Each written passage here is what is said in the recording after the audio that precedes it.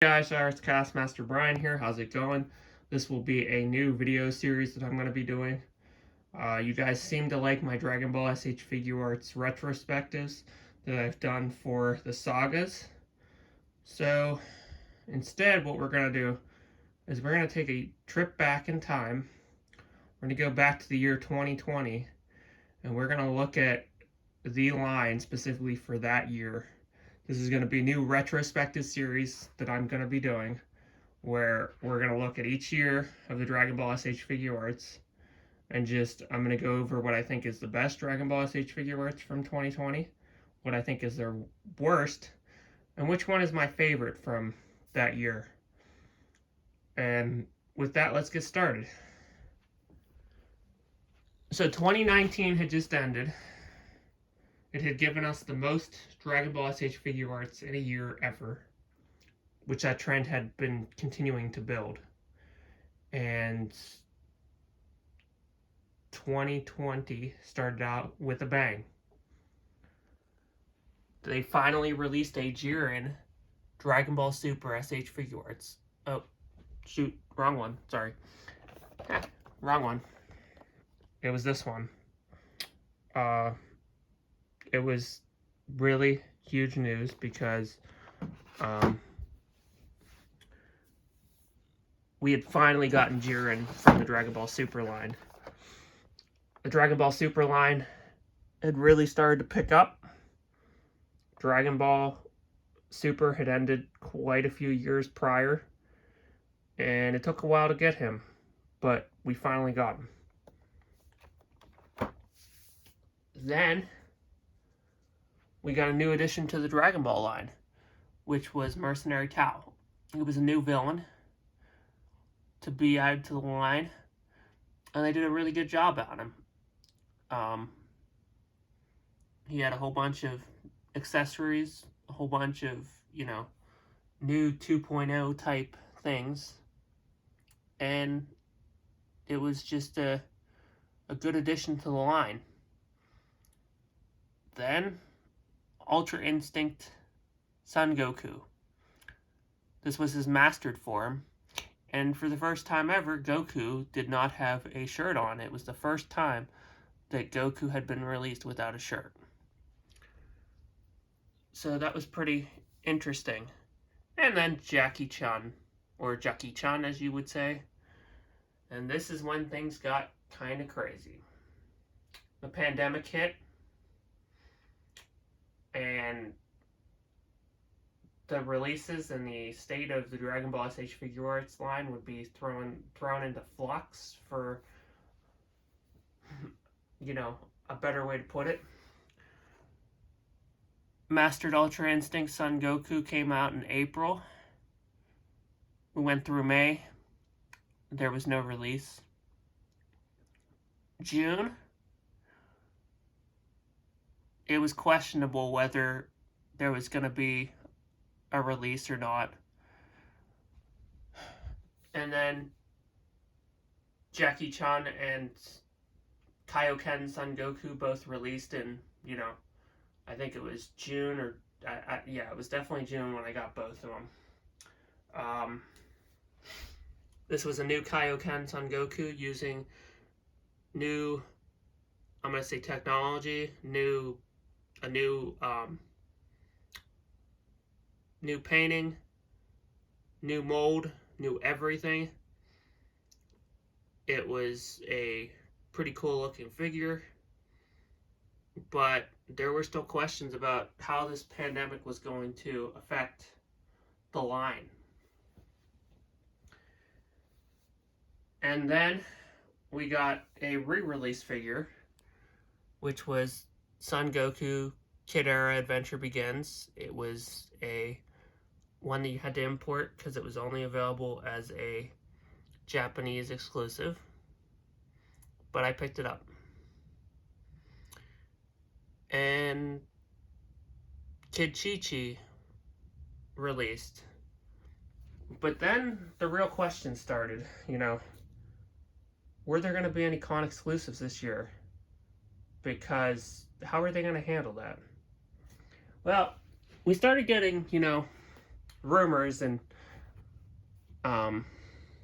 ideas about how things could be handled as a new service from Bandai started kind of being talked about. Premium Bandai. Now, this wasn't new per se, because in Japan, this was something that they had done for years. But the United States was planning on releasing a similar service and launching a similar service. And it seemed, well, maybe that would be how they would handle it. But no one really knew. Well, we got an announcement towards the end of June that was unreal. For the first time ever, the event exclusives would be available on Premium Bandai as a exclusive limited time offer. And it was pretty exciting hearing this. And they announced the androids again in a new repainted color edition. And then the one that everyone was just shocked about was an Ultra Instinct Sign Son Goku. Now, what made this really interesting is this was the first time ever that an event exclusive had not been just a repaint. This was not just a repaint. Technically, it was a repaint to some degree, because we had mastered Ultra Instinct Son Goku earlier in the year, but this figure was just unreal. And, you know, they launched the premium service, Premium Bandai, and they did this new ordering system. And let me just tell you right now, it was a shit show. They couldn't handle all the traffic that was up. This website was crashing and everything. It took hours to try to get, secure a set. It was literally like working, because you couldn't do anything. You had to just keep trying and trying and trying and trying. But eventually they were secured. And after that, they announced their first Premium Bandai exclusives. These would be made to order. And it seemed like Bandai had started to form a strategy about how they wanted to further release their Dragon Ball SH Figuarts. But before these arrived, Ginyu finally released. And this was pretty important towards the line, because it really showed that they were ready to create more obscure characters, or maybe not just obscure, but just characters that weren't as guaranteed to sell out. And with Ginyu, they showed the announcement of more of the Ginyu Force, and things really seemed very exciting for the Dragon Ball SH Figuarts line. But not so fast here. The shit show of the Dragon Ball SH Figuarts event exclusives was only the beginning of what was to come. And it was not a good thing about what was about to happen.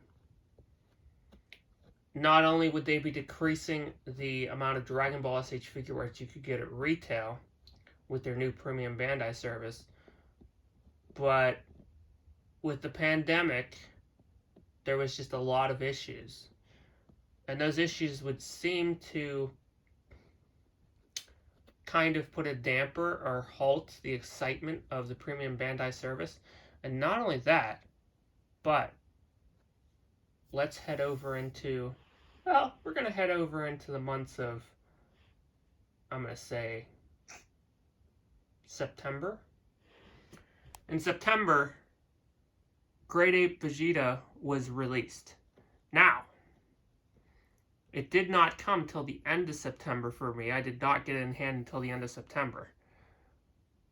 But like I told you, with the Premium Bandai service, there was new figures that you were made to order that you would order, and they had scheduled release dates. Seemed like a good idea in theory, but in practice, oh, what a shit show it was. And then in October, we got a new Jiren full power.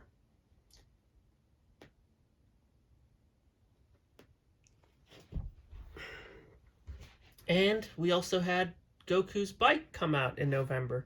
Now this was interesting because this was a new concept for the Dragon Ball SH Figuarts line. Vehicles were being added to the SH Figuarts line. And as of today, this is the only vehicle in the line, technically. But they have not abandoned the idea completely, because in 2021 they would release Frieza and he would have his pod. I do believe there will be more vehicles coming, but it'll be interesting to see how they continue to tackle this idea. Possibly a future Trunks time machine? That would be pretty cool. A Saiyan pod? There's quite some cool possibilities. But let's continue on with our retrospective. So in November, Super Saiyan Blue Vegito and Zamasu regular form were released. And I will tell you right now, they were awesome figures. But this would be the end of the good grace from Premium Bandai, as it would be the only Premium Bandai release that would meet its release date out of all the Premium Bandai, even continuing into 2021. This is the only one that has not been delayed and was able to meet its release date. So, what exactly happened? Well, these two made in November. In December, Piccolo arrived. Normally a November scheduled release, but with the pandemic, things just seem to be complex on the arrivals of these figures. But as I said, the shit show of Premium Bandai would really start to take a hold, as this would be the final figure of 2020 that I would receive. Now, there was supposed to be another figure in 2020, which was this. But Premium Bandai decided to be cheap on their shipping methods, and they put them on ships, and the ships had issues, and the cargo freight was a disaster. It was questionable if they had even survived. There was thoughts that they had ended up in the ocean. Well, I wasn't going to risk it, so I imported Son Gohan in January, and this would start a new trend for me that will be more discussed in the Dragon Ball 2021 retrospective video. But as I said, these two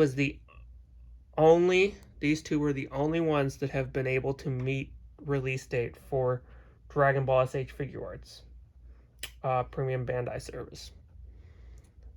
This one right here, I ended up securing in January, but for those that did not take the more cautious approach, they did not receive their Gohans until May of 2021. So almost a 5-month delay. And granted, these were paid for all the way back in, I want to say,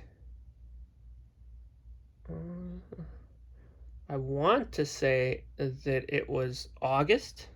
I'm pretty sure it was August. So,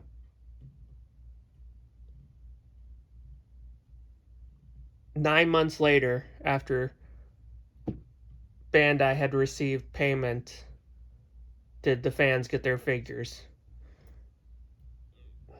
But Premium Bandai Tamashii Nation's Bandai Spirits had figured out a way to effectively, efficiently, low risk release figures. And into 2021, Premium Bandai seems to be their preferred way of releasing Dragon Ball SH Figuarts figures. But we'll talk more about that in the 2021 retrospective video. Now, to end this video, I'm going to show you what I think is the best release of 2020, the worst release of 2020, and my favorite release of 2020. So,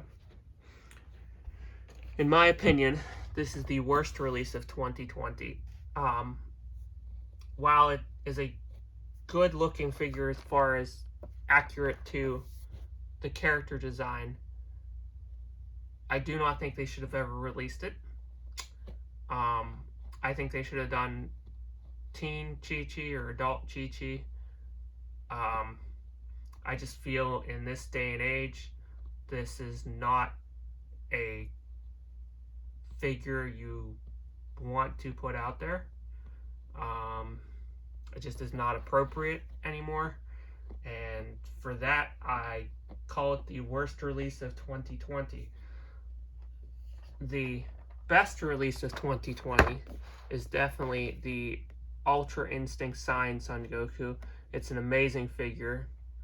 It's the only release that has his blue shirt, ripped blue shirt, and it just is a great looking figure.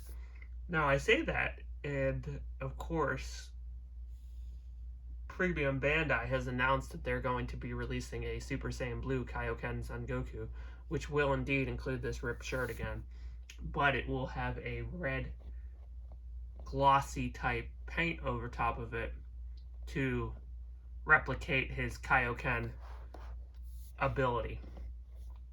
And then my favorite release of 2020 has to be Son Gohan Kid Era Edition, because it's the first time that Kid Era Son Gohan had been released.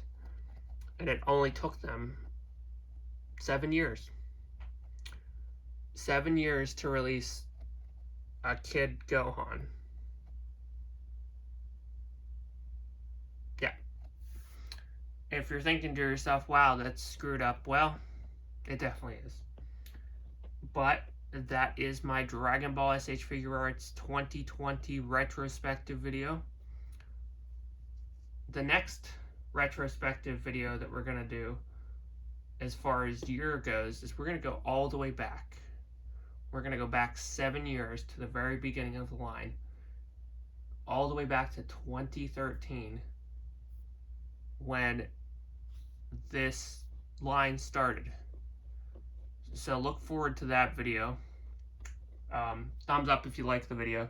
Comment below. Let me know if you like this new idea of doing the retrospective of the line per year. And other than that, we'll talk to you later, YouTube. RS Chaos Master signing out. And thanks again for all your support. Bye, guys.